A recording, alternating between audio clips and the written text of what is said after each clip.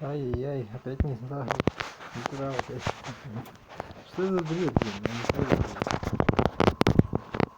Ну нет, понимаю, там да, вот это есть на самом деле. Все очень круто. Так. Hey there, how's it going? If you've seen my work, you may know that I really like pixel art. Over the last few years, I've created many characters for all the different games that I've made. And I've been lucky enough to have other people tell me that they actually like the art that I do, and request that I make pixel art tutorials. Here's the thing, I don't really know how to make a tutorial for pixel art. My process for character creation is a lot of back and forth, trial and error, and just fiddling around until it looks alright. But I do know how to make videos of my process, and hopefully this can be of some help to others. So we're going to make something new. What should we make? A quick side note, this is related, I promise. So I host my games on itch.io. I've also downloaded plenty of assets from that site. There are a lot of amazing creators on there that post their work to be used and downloaded by others in their projects. Sometimes it's for a small fee, other times it's free, but it's awesome that they share their work. I've used free art and sound assets in several of my projects, and I've always wanted to post something that I've made to give back to the community. So for this video, we're going to create a character with my standard animation set and post it on itch as a free asset. Cute characters are what I think I'm best at, so whatever we make, it needs to make people go, aww. Normally the character design is dictated by the game concept that I'm working on. But since we're just making a character this time, I thought it would be kind of fun to let the palette decide. I've talked in the past about how I like restrictions to help me from getting lost in analysis paralysis. So to not get too hung up on what I was doing, I chose to limit myself to a 4-color palette. Then I'd see what would work with that. So here's the objective. We're going to create a player character for a platform game using a color palette consisting of only 4 colors. So that's the setup, and from this point on, we'll be following my usual process as if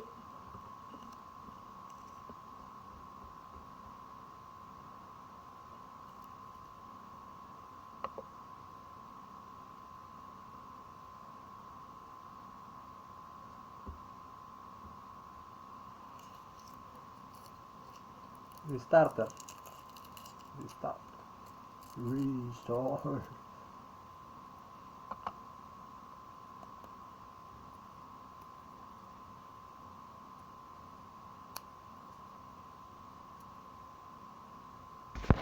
Affordable.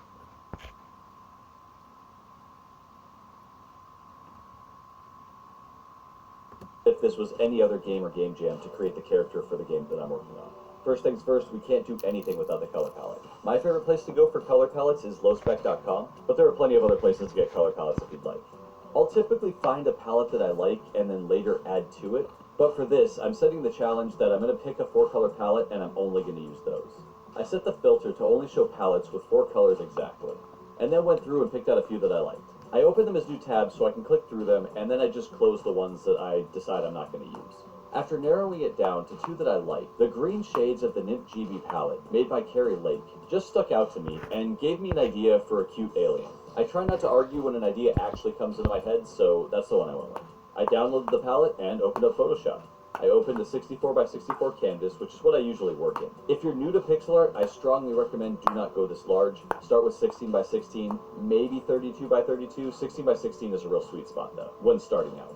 I also put a pinkish color in the background, and that's just to not have the checkerboard effect of the transparency, and to let me know that that's a color that I will not be seeing in game.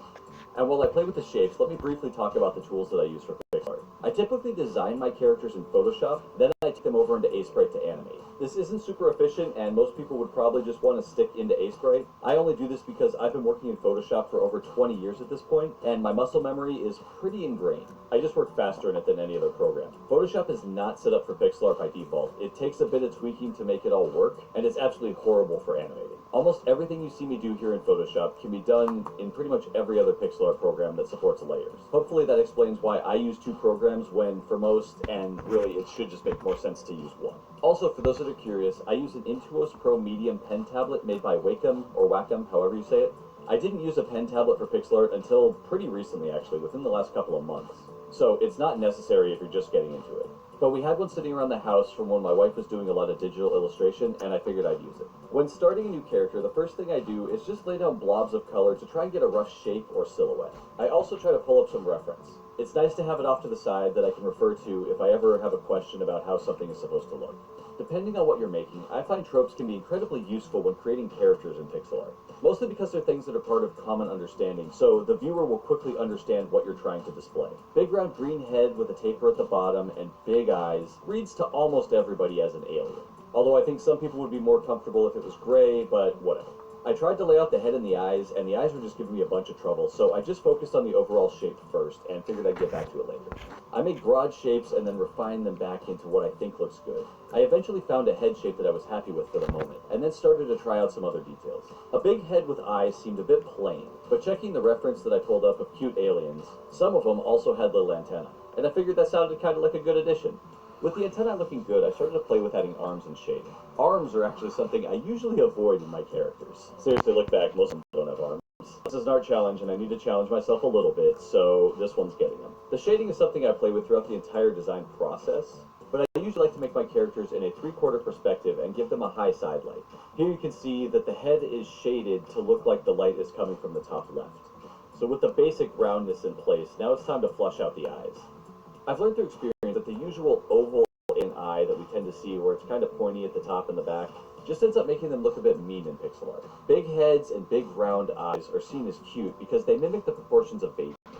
And most humans find babies cute, so we have a correlation. I added a tiny smile as a placeholder, but ended up really liking it. It added an innocence that I just found adorable. Plus, my wife walked by around this time and went, "Aw, it's so cute."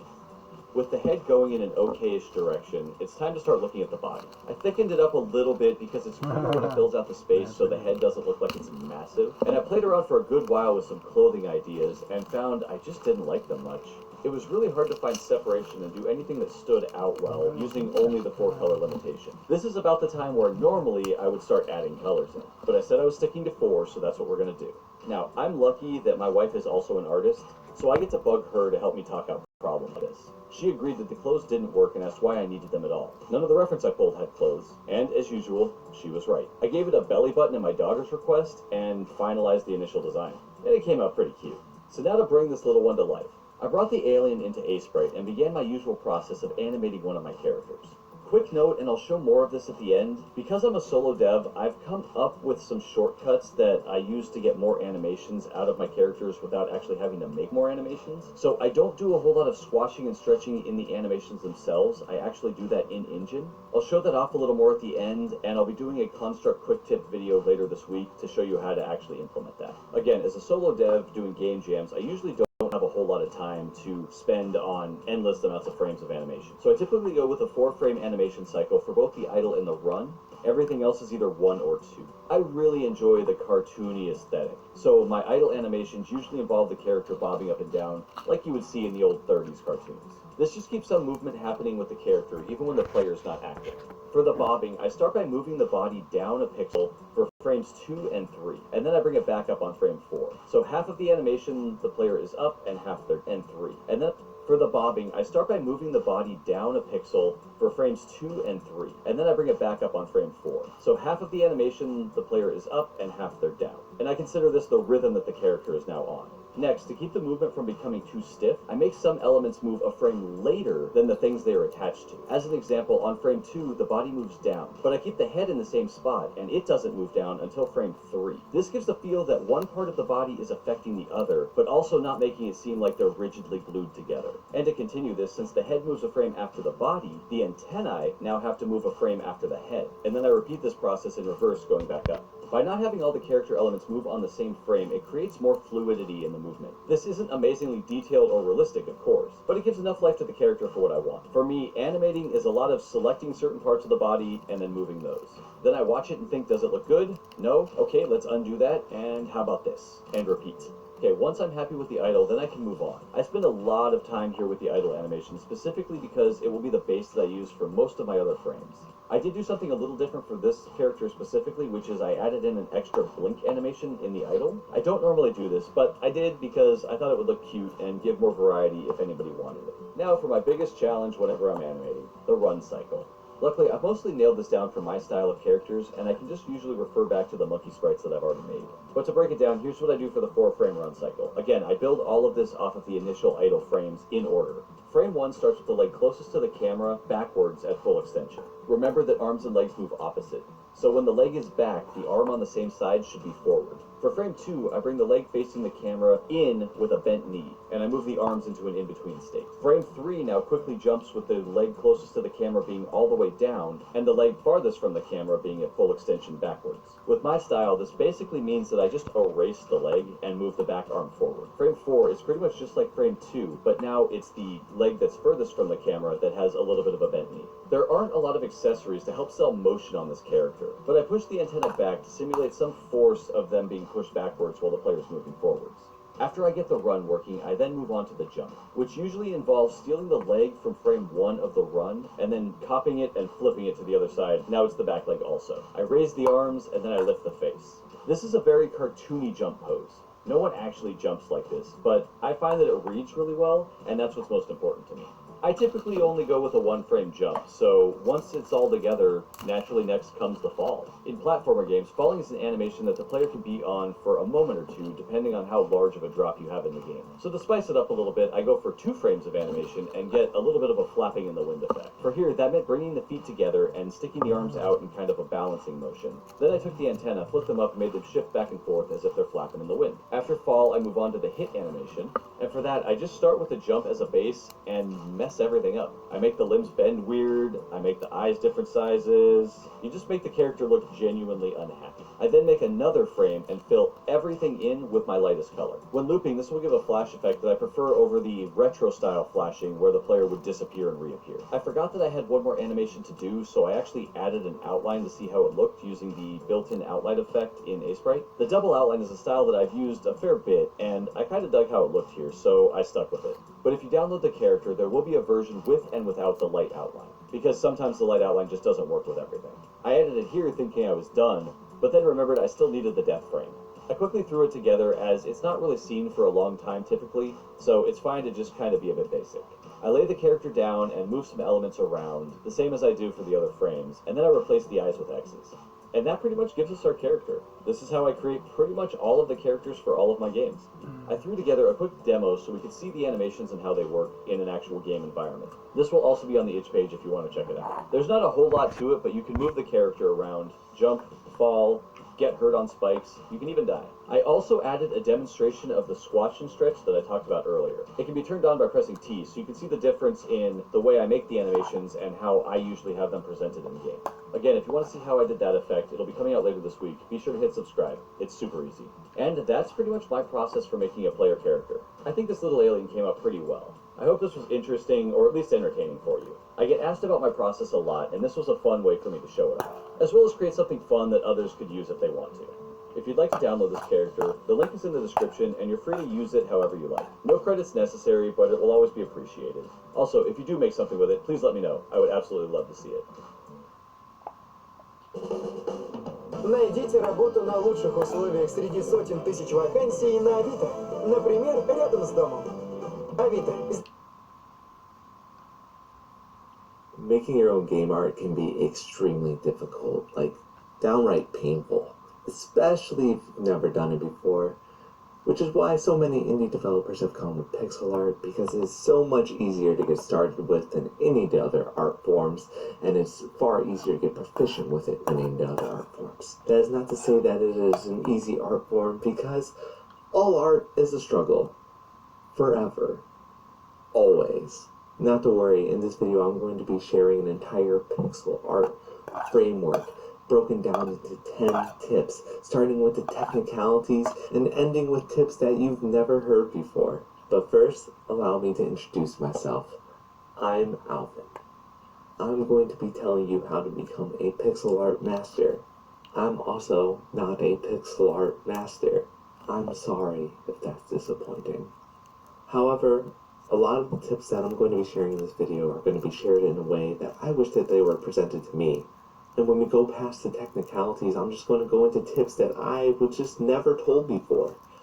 Especially ones about how to find enjoyment with pixel art, because let's face it, Most of us do not want to torture ourselves for hours on end at the mouse and keyboard. And by the way, in my defense, the actor that played Mr. Miyagi knew zero karate, so there are no rules. So, before we really dive deep into this, why do you even want to learn how to do pixel art in the first place? So, number one, if you're watching my videos, you're probably very indie like me. You're either doing this as a hobby, again, like me, or you're doing this with the hopes of becoming an independent developer at some point, aka an indie developer. In which case, you need to be practical. Pixel art is super practical. It's easy to pick up, and it masks a lot of the not arty abilities of a person. Because it's so low resolution, it covers up some of the bad art, especially bad animations. And it's actually way easier to make snappy, good animations because it's more frame by frame and you have a lot more control over what's going on. As a bonus to this, games are more about gameplay than they are about the best graphics. So if you have a really great game that has great gameplay, your average person that doesn't like pixel art might end up still loving that game because they're like, the graphics kind of suck, but the game's amazing, and which means that it keeps you focused on the thing that's actually important for your game, which is the gameplay. So let's get into software. Pixel art is just filling in a graph. So you would think that you could just do that with anything, and you can. That's the wonderful thing about pixel art. But if you're trying to get to the point where you can actually create game-worthy pixel art, then you're going to want to learn the best tool for the job. However,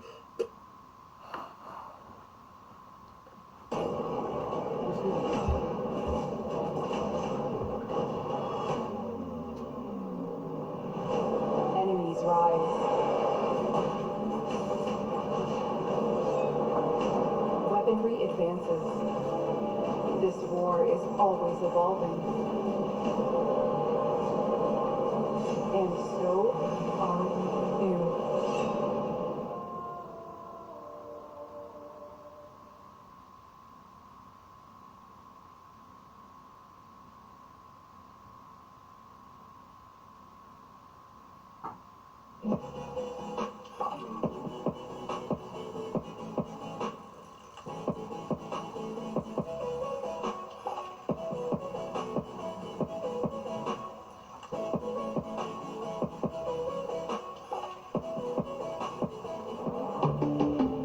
Volkswagen.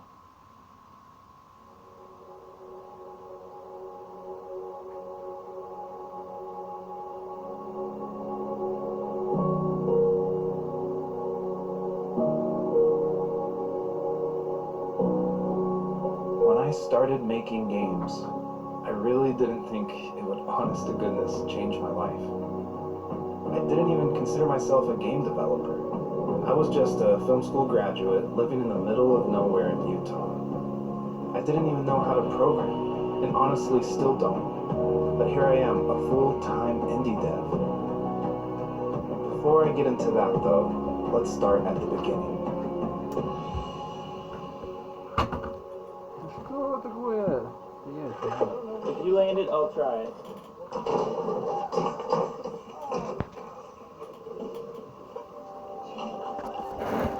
When I was a teenager, if I wasn't skateboarding or playing drums in a band, I was making mods for Dark Forces 2 Jedi Knight.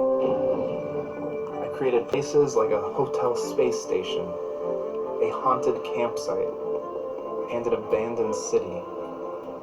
I also loved finding other people's levels online, seeing what they could make with a pre-made library of assets, and exploring them from top to bottom. I even played the multiplayer levels by myself, just to see these worlds people had created. Naturally, I wished it was possible to make a full-fledged game by myself, and possibly even sell it, but in my mind, only big studios and genius programmers could do that. I would have to settle with making free mods for existing games. In high school, I decided to go into film, since it was still creative, but it seemed a bit safer and more realistic. Right after college, I got a film editing job that seemed really promising, but the creative work dried up and turned into an architectural blueprint planning job. The last thing I wanted was to get stuck drawing up ventilation ducts and electrical wiring schematics for 20 years, but that seemed to be the only way to pay the bills. It wasn't until a coworker said, have you heard of Unity? You could use that to help with your architecture work. No way, I thought. A free game engine. I watched my coworker drop some trees and walls around the building we were working on. I couldn't believe how easy and fun it looked. I asked, well, do you need to know code to use it? And naturally the answer was, well, duh. As a visual and art-oriented kind of person, learning a coding language sounded impossible. The only class I had ever failed in high school was Spanish. Yup, Spanish 101. My brain had the hardest time memorizing words and grammatical Я concepts. вас понимаю.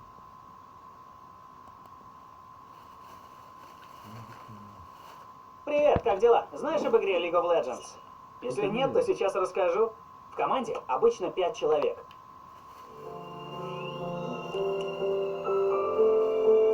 One of the most common questions I get asked is, how did I market the first tree so well? What was the special ingredient that made GIFs of the game go viral on Reddit, Imager, Tumblr, Twitter?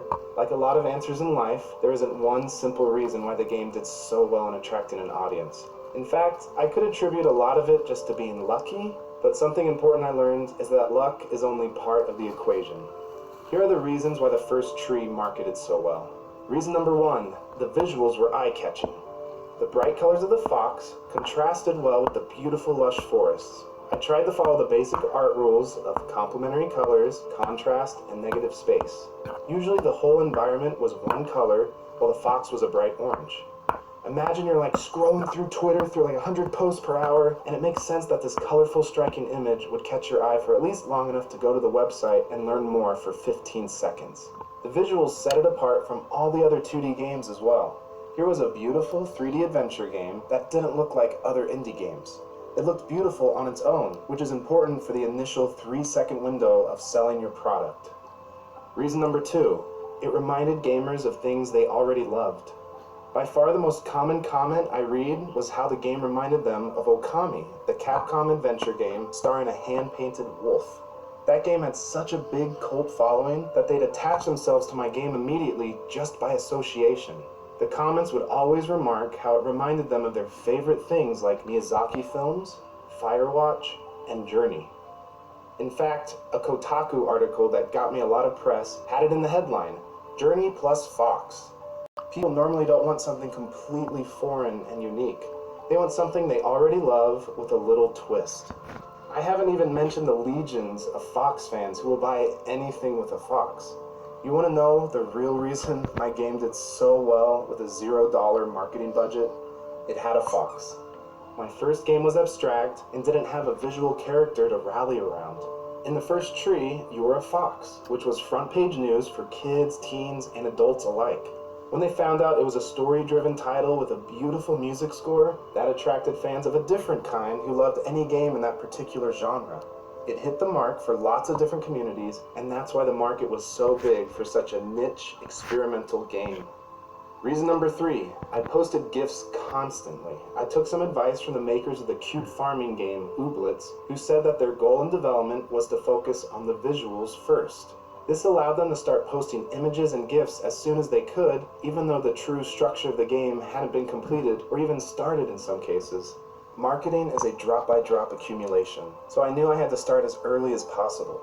I focused on the graphics first, so that I had something interesting to share, and I would capture video using OBS or Fraps. I would convert it to a nice 5-second GIF and post every week. Some of the GIFs went viral, some of them didn't, but I made sure to do it every week in a variety of places. This was also good marketing data, because I knew what scenes of my game resonated with people and what didn't. I had the likes and views to prove it.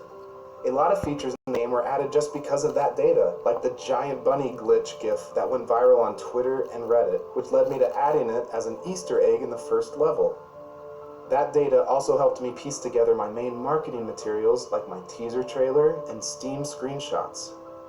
Reason number 4, call to wishlist. Even though this is marketing 101, I never did it with my first game. Even when a GIF got some attention online, it was still a huge lost opportunity because I didn't tell people to act. Normally, marketers call this the CTA, or a call to action. But for my game, I decided to think of it as call to wishlist. I always tried to add a comment telling people where they could wishlist the game or add their email to my mailing list. Even though it still helped during the crucial first hours of launch, I definitely could have used my email list better. However, telling people to wishlist the game is always a good move, and that's because the Steam wishlist number is the most important indicator of success. Valve can safely interpolate from that number if my game was going to be popular or not. If my game was popular enough, Valve would promote it more, which led to it being more popular, and thus the happy cycle continued. Before I knew it, I had made $75,000 during the game's first week. It meant Valve could trust in my game taking up valuable store real estate, and would continue to promote the first tree elsewhere in the store. All of the marketing efforts I made over the course of a year were actually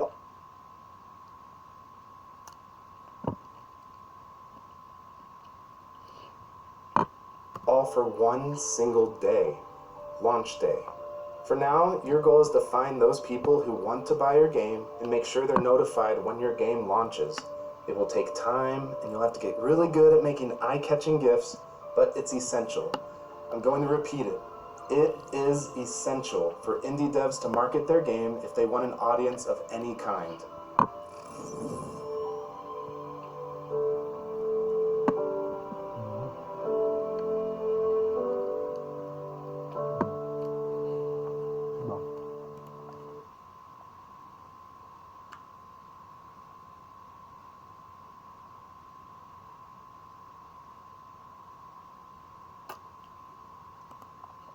Здесь типа вот мопил, смотри, там все про деньги тебе говорят. Вот они деньги тебе расскажут, там, да.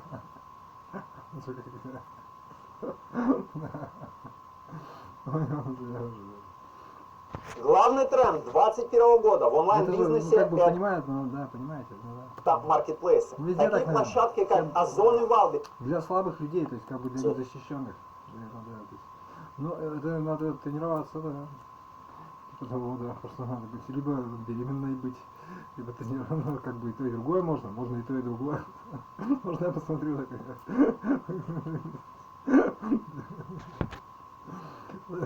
Ну ладно. A few years ago, I made a really dumb mobile game called Frantic Architect, which ended up getting featured on the front page of the App Store and getting over 400,000 downloads. I've been thinking about making a video about this for a while, but I didn't do it because I'm not sure what the moral of the story is. It's one of those events that you can spin it in different ways. Either I could talk about how I'm this really smart guy who got a bunch of people to download my game even though it sucked. Or I could talk about ладно.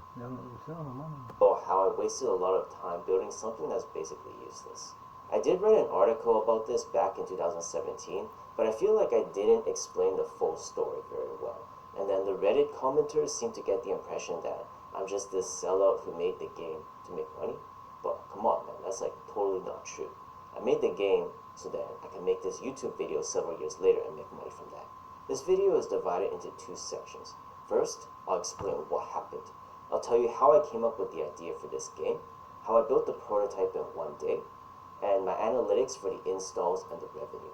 In the second section, I'll explain the bigger picture of why my marketing strategy worked and how you can apply these ideas to other projects besides mobile games.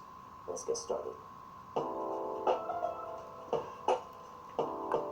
If you remember back in early 2014, everybody was playing Flappy Bird by indie developer Dongwin, who was apparently making $50,000 a day at some point from the in-game ads. Shortly afterwards, a lot of other really simple casual mobile games started taking over the App Store and Google Play, and people started calling these games hyper-casual. The defining features of these games is that they're extremely short, repetitive, and easy for anyone to understand. Basically, the sole intention of these games is to show ads to brain-dead people like me. It basically works like this.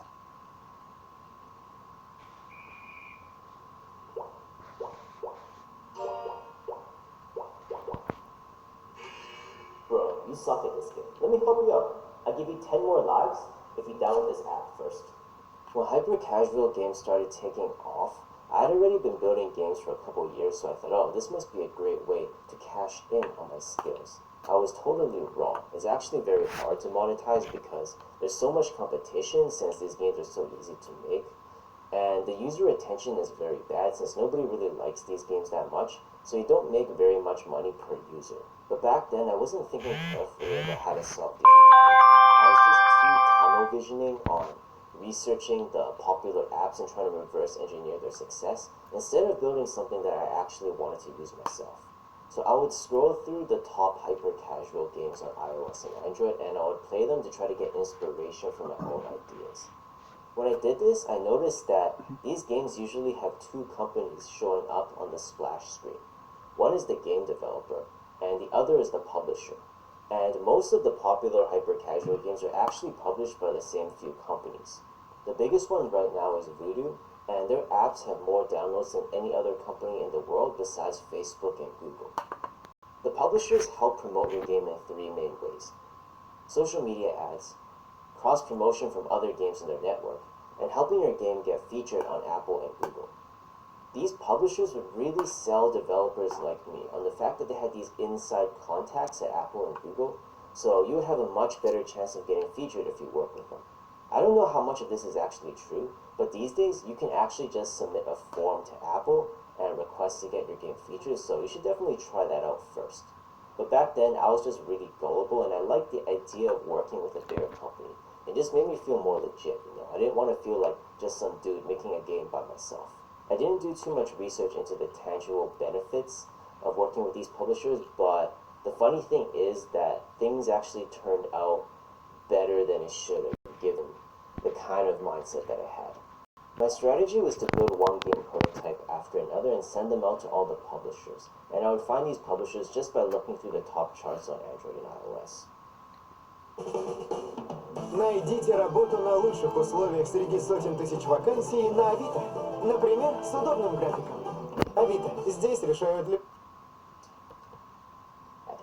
My strategy was to build one game prototype after another and send them out to all the publishers, and I would find these publishers just by looking through the top charts on Android and iOS. I used the Unity game engine to build my games, which I really like. It's very easy to pick up and also very powerful. The first prototype I made was Hasty Enemies, and basically you're this blue guy and you're running around and you're trying to kill these red guys that are chasing you by running circles around them and having their bodies slam into each other. And I know this is really weird, and surprise, surprise, it didn't get accepted by any of the publishers. But then I did notice a little bit later that one of the publishers ripped off my idea and made a better version of it, and I can't really blame them. I mean, they're pretty smart.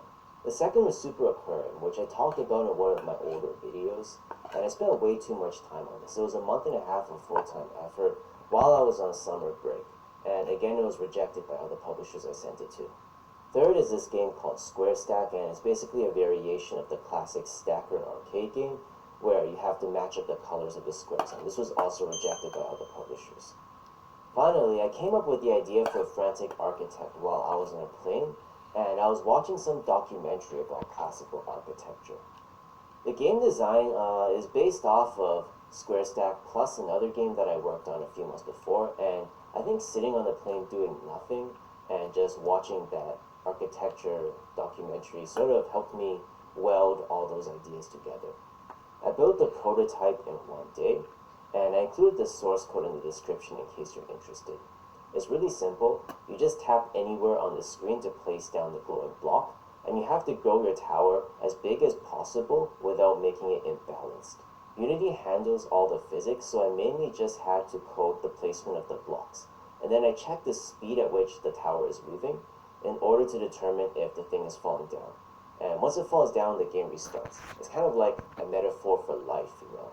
It's not about how many times you fall, but how many times you rise and get back up and watch my ads so I can get money. Two publishers offered me contracts for this, and the one I accepted was from a company called Bulky Pix. They're in France, and they've actually released some good games before they decided to pivot and work with shovelware developers like me. The terms of the contract were terrible, and work with shovelware developers like me.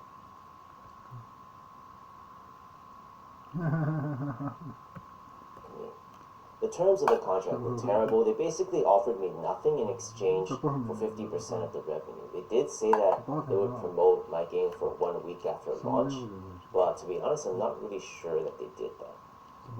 In exchange for 50% of the revenue. They did say that they would promote my game for 1 week after launch, but to be honest, I'm not really sure that they did that. I got the contract in October 2015, and by now, I was starting my last year of university, so I was really busy with job interviews and studying. I lost motivation to work on Frantic Architect pretty quickly. I didn't think the game was very good to begin with. It wasn't the kind of thing that I would play myself. And then Bulky Pix asked me to implement a lot of really boring stuff, like translating the text, or designing some marketing graphics, or adding achievements and leaderboards and things like that.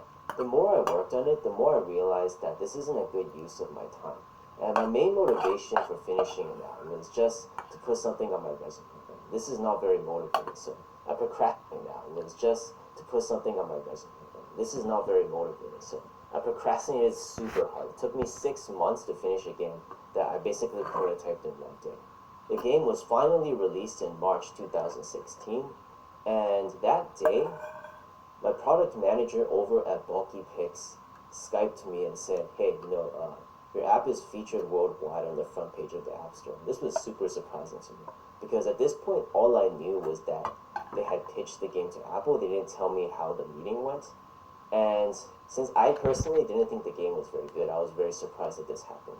Over the next 2 weeks, it got 365,000 downloads, and it plateaued around 400,000 downloads. I wasn't expecting to get this many users at launch, but I also wasn't expecting the downloads to drop off this quickly. I thought that if I had just built up enough awareness of the game, I would get more organic installs. But what ended up happening is that it basically became irrelevant right after it dropped off of the top charts. You can see that my ad revenue per day matches up pretty closely with my downloads per day. And I wasn't surprised by this because I knew the user retention would be low. But I was hoping that I would make more than a few $1,000s, considering that I had 400,000 people playing my game. After the game died, I didn't put too much thought into it because I was busy with exams and job interviews. But then a few weeks later, I was really concerned because Bulky Pix wasn't sending me my ad payments, and they were also ignoring all my emails. Then one other developer who was also working with them reached out to me, and he said that he wasn't getting paid either. 2 months later, I found out that Bulky Pix went bankrupt, and I didn't get paid a single penny. But this wasn't actually an important part of this story, because by this point, I had already decided that I wasn't going to be making any more hyper-casual games. Before I explain this further, I want to show you the bigger picture for why this genre of games took over the App Store.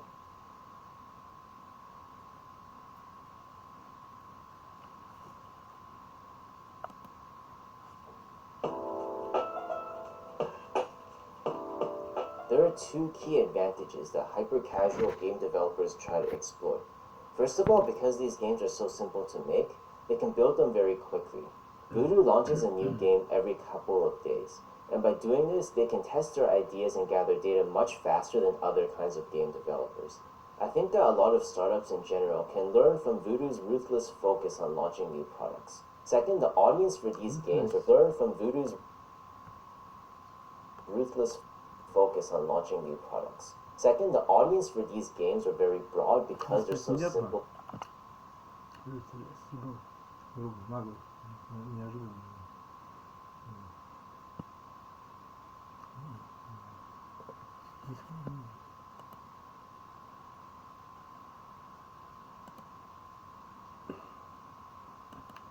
Ruthless. Ruthless. Ruthless! Ruthless! Ты чё, едят тебя, как коромысло?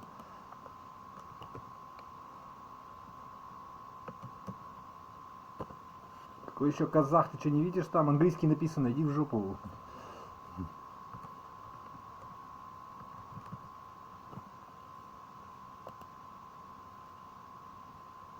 Безжалостный, да. Беспощадный. Ну, я говорю, так же. Нормально, значит, у тебя все на Бруклин.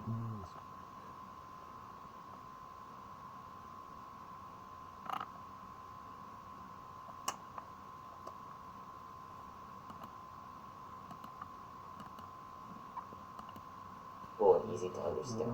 But this is a double-edged sword. The flip side is that nobody really likes these games that much, so the user retention is very low. In addition to low user retention, very few players will buy anything in these games, so they're relying on ads to make money. But according to an article on VentureBeat, 60% of the ads on hyper-casual games are actually just promoting other hyper-casual games. So if you think about it, for this 60% of the ads, the industry is actually not generating any money. It's just the companies within it exchanging money with each other.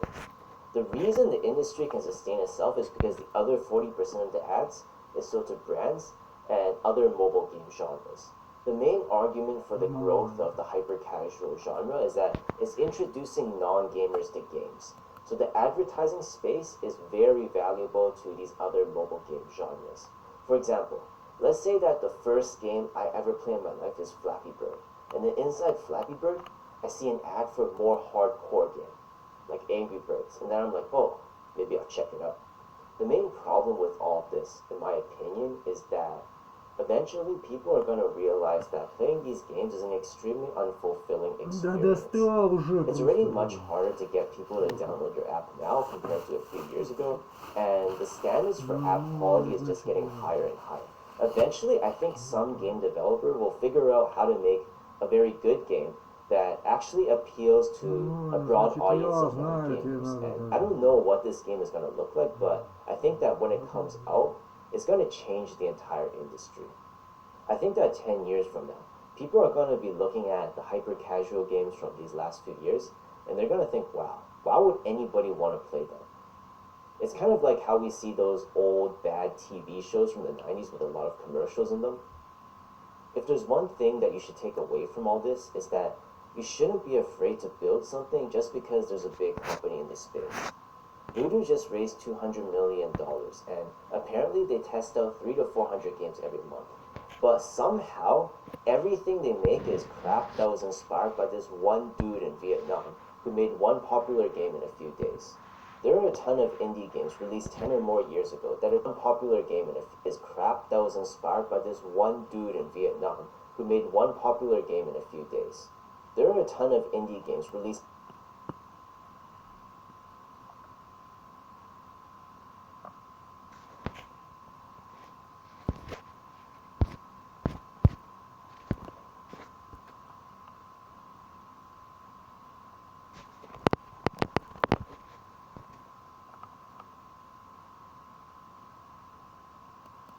These 10 or more years ago that are still fun and relevant today.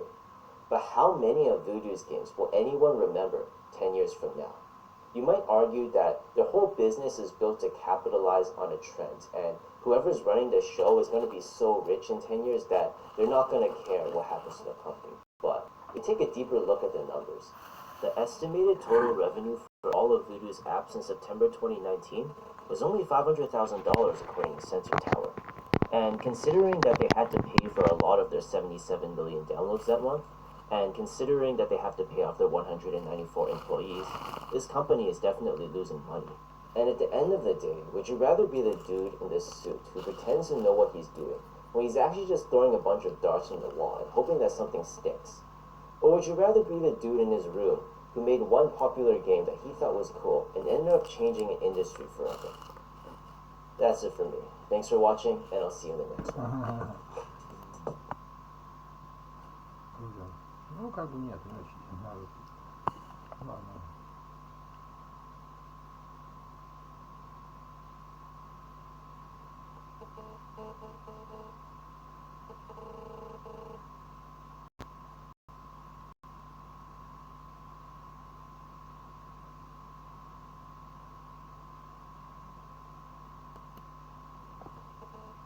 Смешно. Welcome back to Black Phone Prod. I'm Noah, an indie game developer, and about 2 weeks ago, I released my first little commercial game on Steam, the Dread... Нет, понял. Да, вот он тебе посмотрел, да.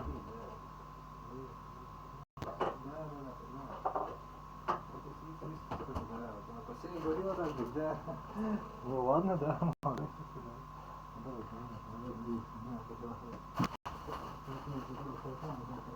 Ну да.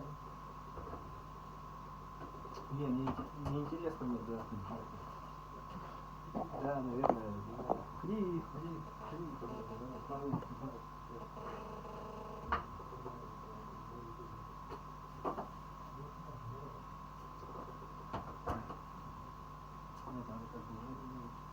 Не знаю. Нет.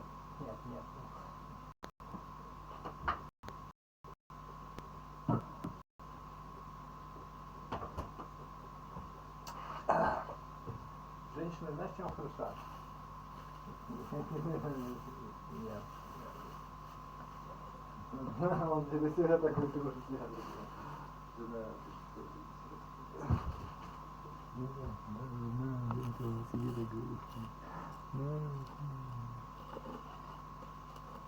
Наоборот, он себе так думает. Ну вот это он о себе так и думал себе. Ну вот это и было на самом. Ну немножко, да. Ну хотя нет, наверное, да. Не так. Вот нет, конечно.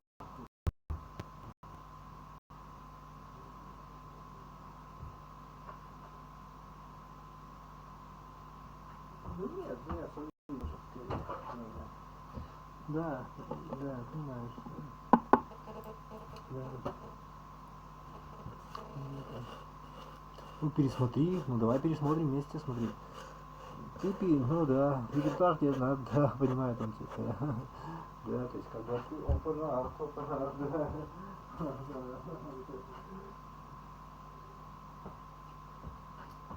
Нет, я понял, да. Круглый.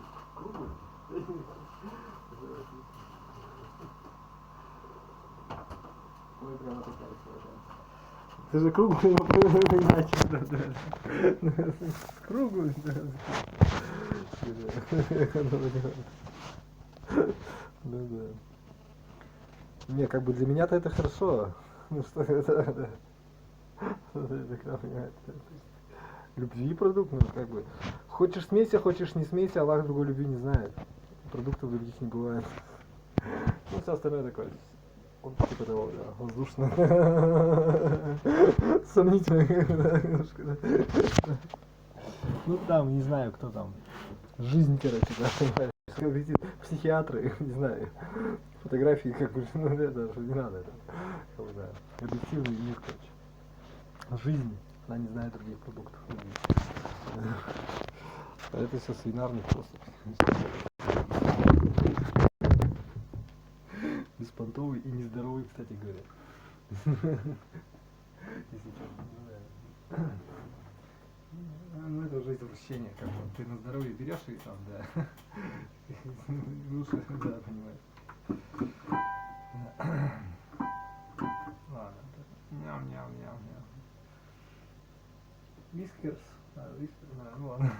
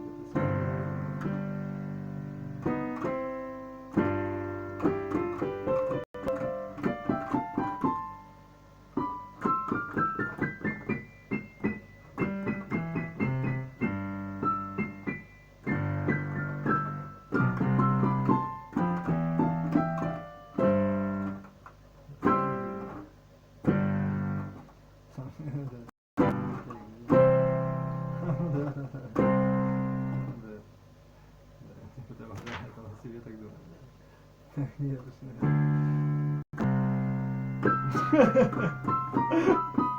ладно, ладно.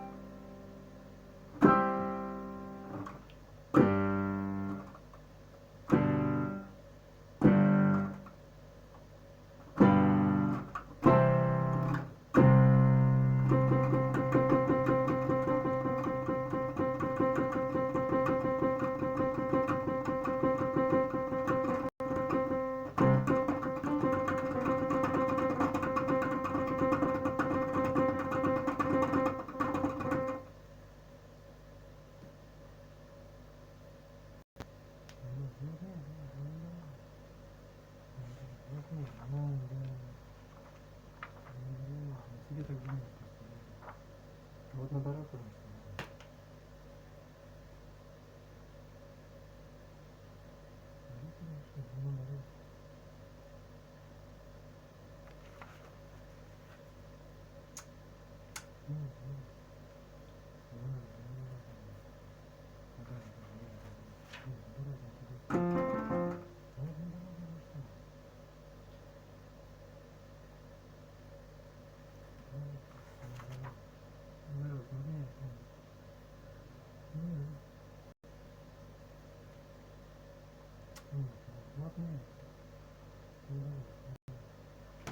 Ну тебе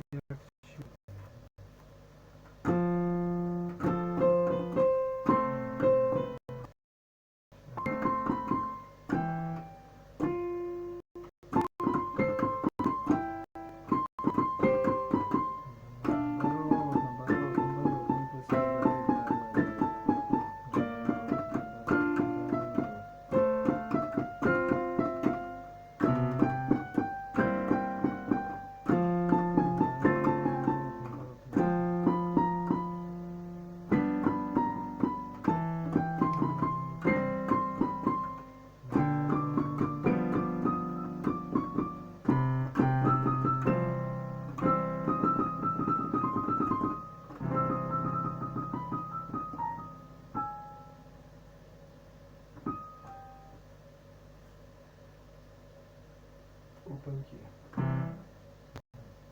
Здесь к черту.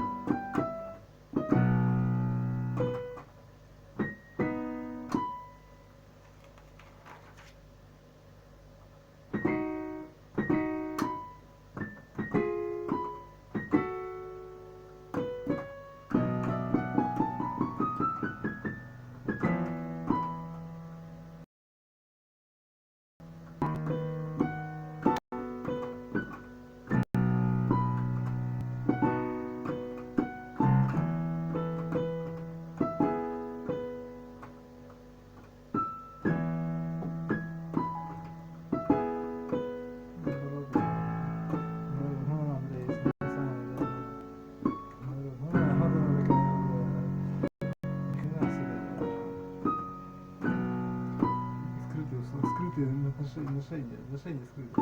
Ищи вас туда, отношения, да.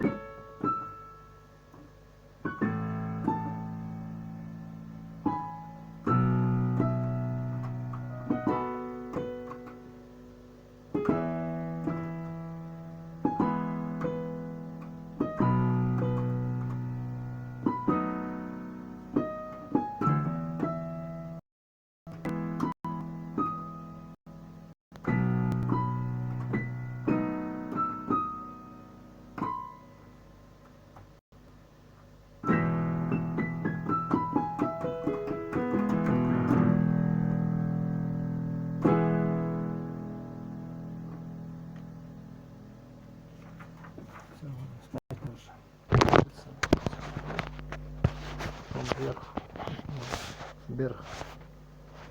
Нет. Опять не то, что нет.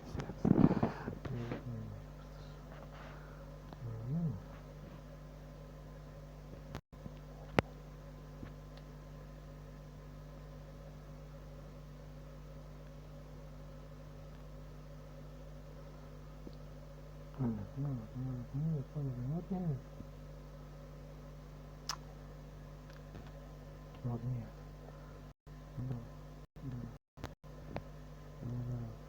Вот это естественно. Вот нет.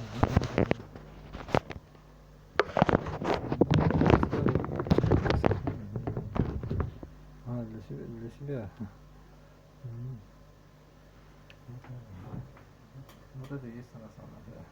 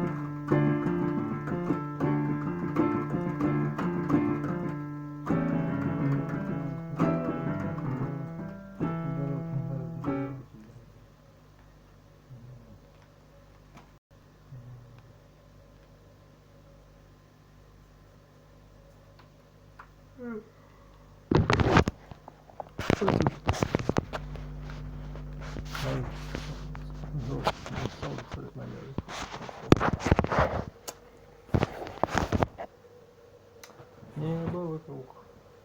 Там нельзя, там можно.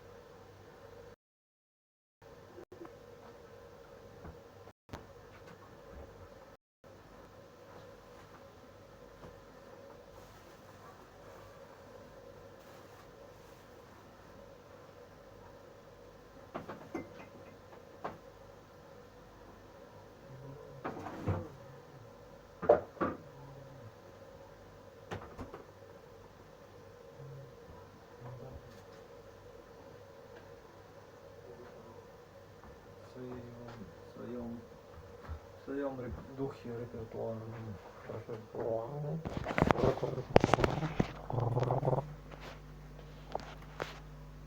Мурмур, мур. Мурапеди, мурапеды,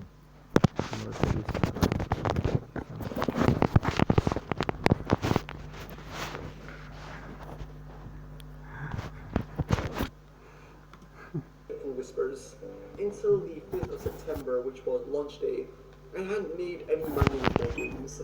It was just a large collection of small, free-to-play browser games, usually made during game jams, so in a couple days. But making those taught me a lot, and I used that knowledge and skill to create the Dreadful Whispers, a scary, weird world that has about 9 out of 10 on Steam, which is brilliant, and yes, has earned me a bit of cash. So let's dive into some juicy stats. First of all, some basic facts. Steam, which is the platform I launched my game on, is awesome. It's tons of games, massive sales, and buying and playing a game is really peasy. It's a dream for players, a lot less so for developers like myself. Steam takes a large 30% cut of the total revenue you make, so if you make $1,000, for example, you're really just earning $700. So on the 4th of September, one day before the game launched, I had roughly 5,000 wishlists. Anyone can wishlist your game, and if they do so, when the game releases or is on sale, they'll receive